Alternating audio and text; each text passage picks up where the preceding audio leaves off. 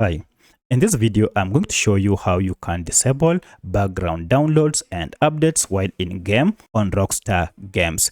If you want to reduce background activities while you are playing in Rockstar, then you need to go ahead and disable this. By disabling this, you will ensure that all game resources are channeled towards giving you the best experience while playing. If this video helps, please like and subscribe.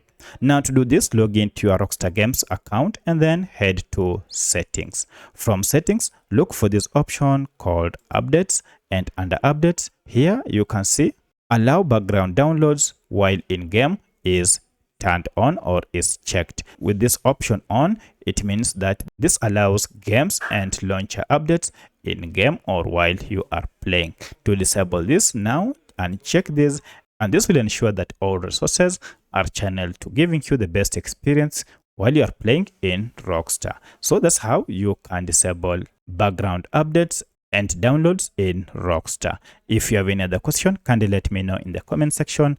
Otherwise, thanks for watching and let's meet in the next video.